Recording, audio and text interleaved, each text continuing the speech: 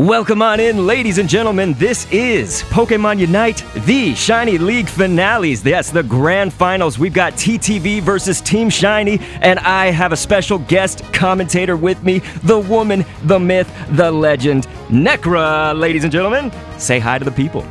Hello everybody, Dr. K, thank you so much for having me. I'm so excited to get a chance to commentate this grand final match for this league. It has been an ongoing process for these teams, and to finally get to the end to decide a clear winner, you know we're going to see some top-tier gameplay today.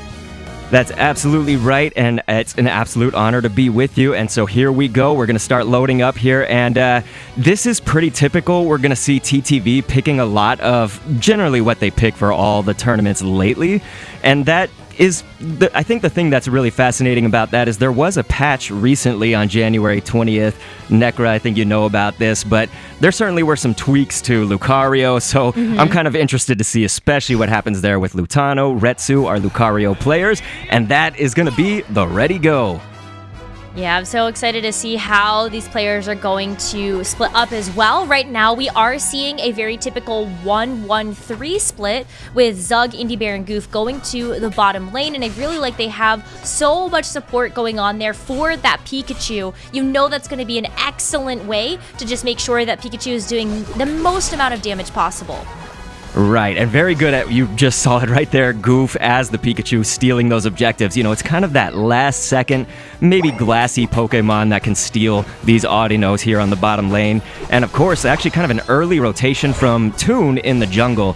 And we were talking about the team composition. Toon, I've often said, as a wild card. Toon is that player that can pick almost anything. You know, you don't know what he's going to go. And so actually going Cinderace in the jungle hopefully will prove to be something exciting. And I just wanted to mention to you, of course, the addition of Garchomp here. Not a very common Pokemon to pick until maybe this patch.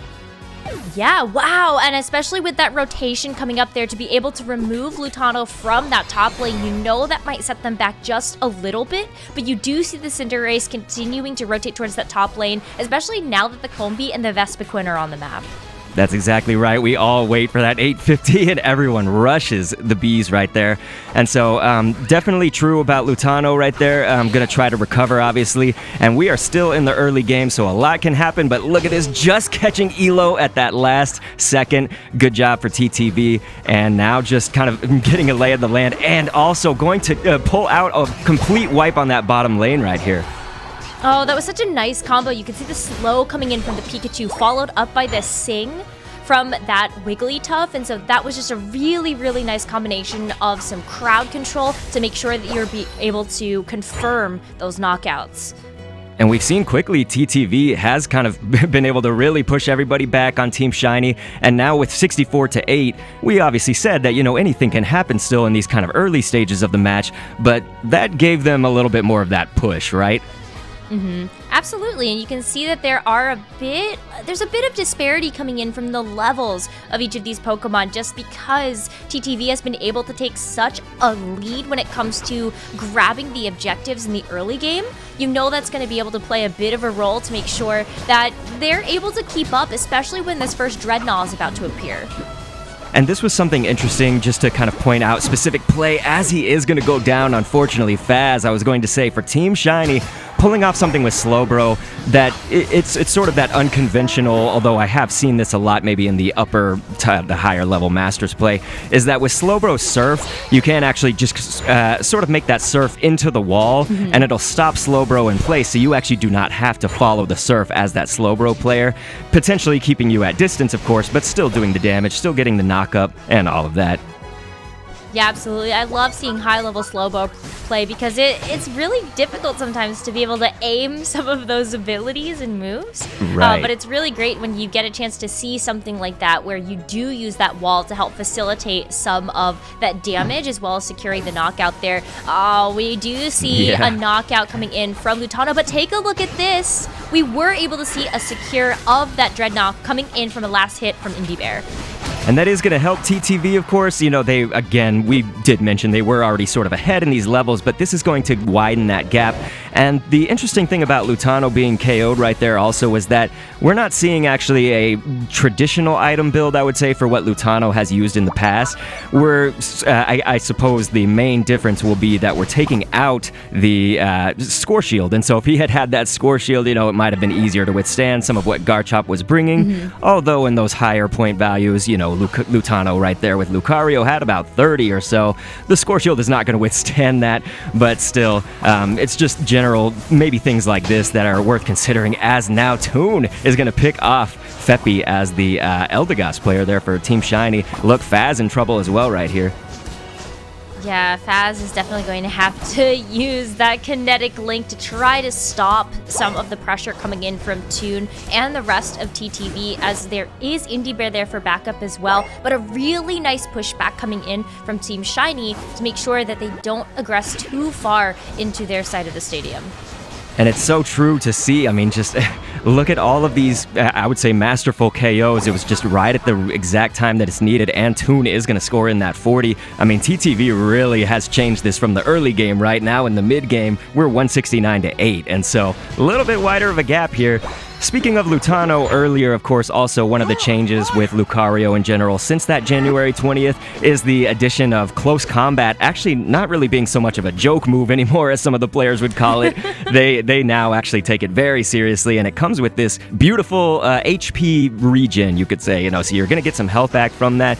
It has definitely become more meta.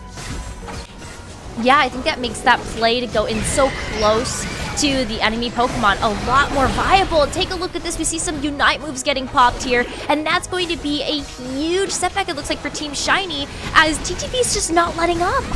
And this is where it gets very dangerous. You're right by that Dread, but you have everybody from both squads. Look at this. They are going to take down 3 of Team Shiny right now, and that is going to be very devastating. Only losing Toon for TTV right now, and then down goes Faz as well.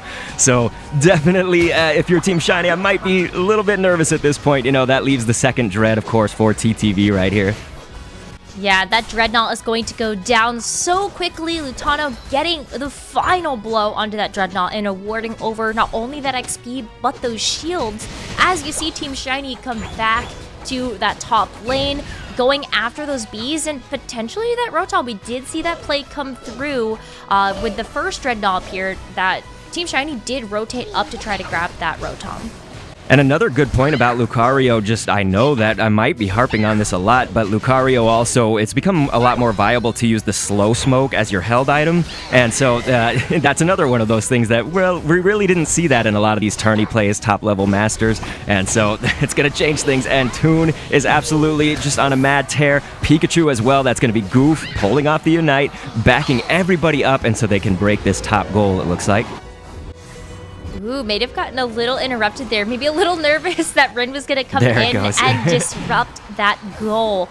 But a great break of that top lane zone to be able to keep pushing the pressure. Now, Team Shiny only has 2 remaining zones in lane. And of course, they have their main base. But Team Shiny has yet to break a zone on TTV's side. And that certainly, again, I would be shaking in my boots a little bit. We're now about to we really are in that late game, but about to get to that final stretch. All point values doubled, and TTV is just accumulating those points even more right now. And that's after breaking. Oftentimes, of course, after you've broken a goal, you might spend 50 on that, and you need to gather up all those again. Rotom obviously putting pressure on the top lane as well. Retsu going to deal with that solo, though, right now. Yeah, and I think that gives a really interesting opportunity to TTV to be able to take advantage a little bit of this moment where you can see Lutano is definitely considering going in and trying to deal that last bit of damage to Retsu. But those 16 Eos energy there might not particularly matter too much. I guess we'll have to wait and see the final score and what happens with the Zapdos that did just appear in the Legendary Pit.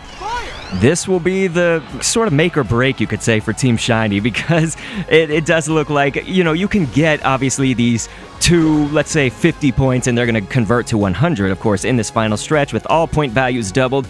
Team Shiny could do that, but it's not like TTV is just not going to score at all if that happens. So, really, you need to have that major push that the Zapdos can't provide, but it's easier said than done, especially going up against a purple squad TTV like this.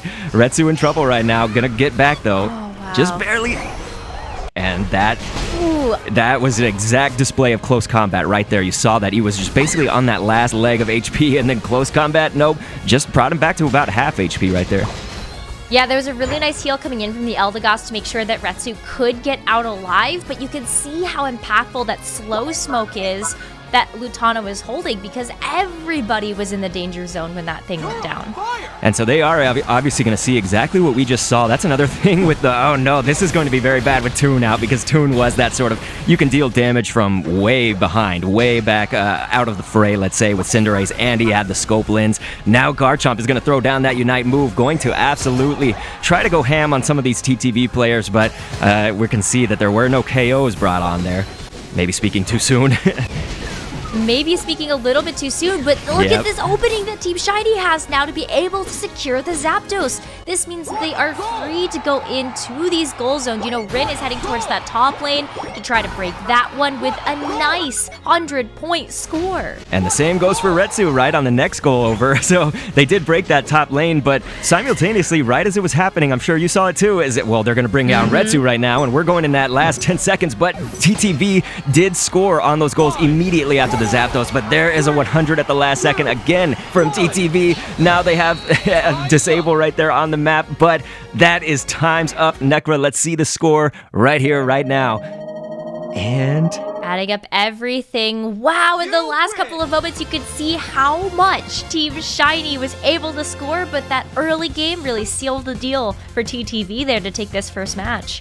Well done, you know, really, for both squads, right? So that was an absolutely amazing final stretch, I would say. And look at that. Here's the score breakdown. You can see Team Shiny again with that 8 all the way through until that Zapdos push, right? That's exactly what we said they needed. Just barely not going to eke out that victory. And so that's going to be 1 on the board for TTV right now. And Nekkra, I want to thank you so much for doing this. We are going to be back, of course, with Game 2 coming up very soon. But before we go, please, like hot ones, I'm going to roll out the red carpet and let the people know where we can find you, Nekkra, anywhere, everywhere. Go for it. Well, you could find me on Twitter at Nekkra. You can also find me on Twitch at that handle, and you can find me on YouTube at NekkraVGC if you're into the competitive Pokemon side of things. Thank you so much, Dr. K. Of course, and if you guys have end screens on, please feel free to click one to see another video. And thanks for viewing.